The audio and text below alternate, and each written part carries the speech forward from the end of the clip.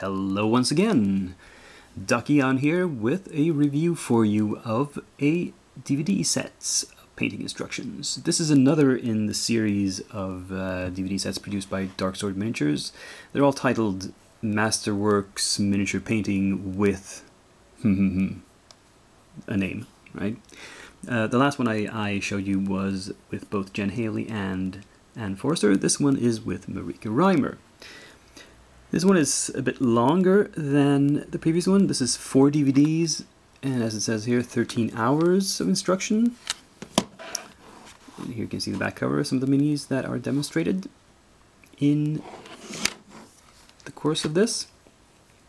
If I want to summarize some similarities and differences, it's set up kind of in a similar way to the previous one. It has the same technical parameters. The menus look the same, and they go through techniques in pretty much a similar order. Differences are that since there's only one person talking here instead of two chatting back and forth, they've added a sort of interviewer position. There's a guy who sometimes prompts Marike with questions to get more details about how she's doing something. And that's a good idea. That's very useful, I think. Another difference is that the takes are, generally speaking, longer. They spend more time per miniature than in the last DVD. And, well, let's get right into the contents. They have a very nice little slip of paper here with the contents of each disc, so you can easily find them when you're looking for something specific. Disc 1, she skips the most common techniques. She skips the beginner stuff and goes straight into her actual technique, which is a little unusual. It's built around wet blending, a particular technique of wet blending, and so her choice of tools, specifically her choice of brushes, is perhaps a little different than most painters. And it's good that she covers that. She talks a bit about terminology, paint consistency. The only thing I found odd here was that she tends to talk about flow improver a lot, but what she actually means is drying retarder. So that's a terminological mistake there.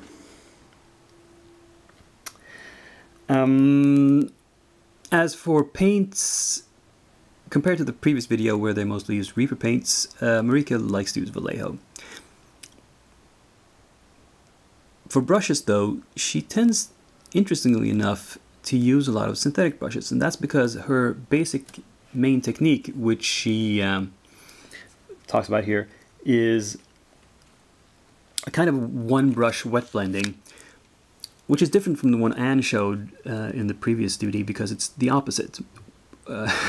One brush wet blending is when you put two tones of color, a dark paint and a light paint, in the same brush, and you sort of blend it on the miniature with a single stroke. Anne did it with a light color at the tip, but Marike switches that around and has a dark color at the tip. She puts the tip into, say, a recess of a model, and she has a dark color there, and she has a lighter color further up along the brush, and she just pulls down and gets an instant blend. It's kind of a rough transition, but then she goes in with glazes of mid-tone and sort of evens that out. And that is the basic technique that she uses throughout the set, which is an interesting one.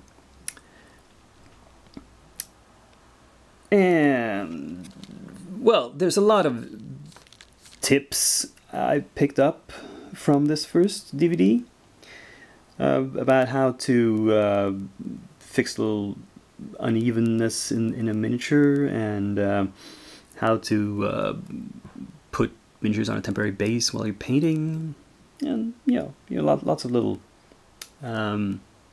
technical things. After she's covered the basics, she goes on to female skin tones, faces, and eyes, and sheer fabrics, which is, for example, how to paint the sort of translucent cloth where the skin is showing through, like on this model.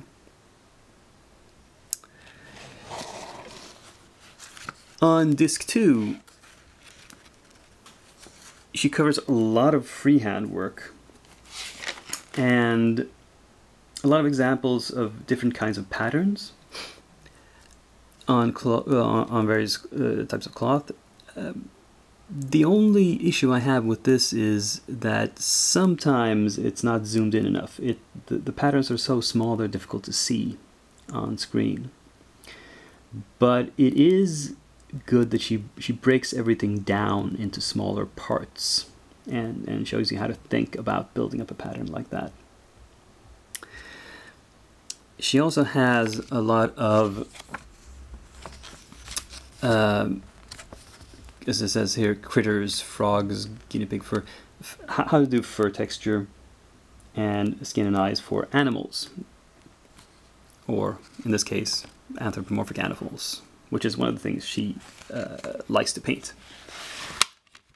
Disc 3 talks a lot about metallics, both non-metallic metals and true metallic metals. Well, not so much true metallic metals. She mentions true metallic metals in that, like many painters, she tends to use true metallic paints for gaming miniatures. However, for display purposes, she goes with NMM. And she really only describes her technique for NMM. And she shows both gold and steel. Gold, for example, on this Lannister miniature. It's a good explanation of principles.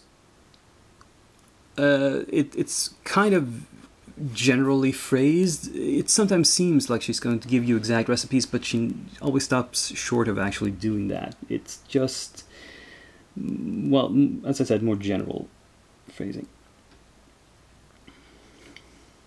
The interesting thing when she gets into steel is that she says she never does a pure gray. She always mixes in some other color to make it more interesting, and also to harmonize the miniature. Picks a color from someplace else on the model and uses it in the steel as well. The other portion of DVD 3 is to talk, as it says, about dark female skin tones and eyes and lips and hair. That's for this model here. This well, winged female thing. And yeah, there is a brief discussion about sort of color theory in the midst of this, where she talks about having different color temperatures in the shades, midtones, and highlights. The section about the eyes, unfortunately, on this DVD, I felt, again, was not zoomed in enough. It was really difficult to see what she was doing.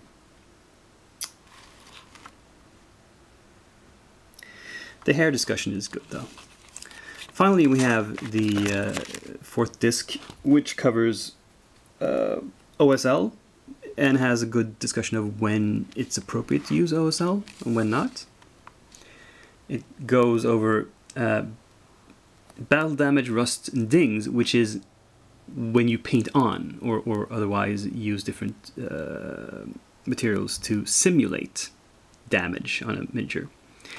And after the discussion of bases and finishing, it gets to repairing dings and crack dings, which is repairing actual dings, not the simulated dings, but when your model actually becomes damaged, how to fix that. And yeah, there are some good tips about that, about how to repair stuff.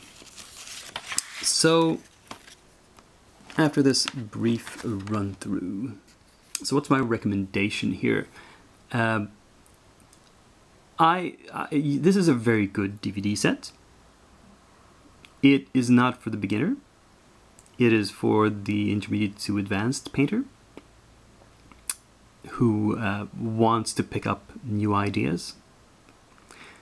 And if you consider yourself in that range, I would definitely heartily recommend this. It has very few problems. The only ones are the ones I've mentioned, that occasionally it's hard to see what she's actually doing because the detail is so small and so fine. But other than that, there are no real problems with it. Yeah. I can only say positive things about this DVD. So, that's all for this video.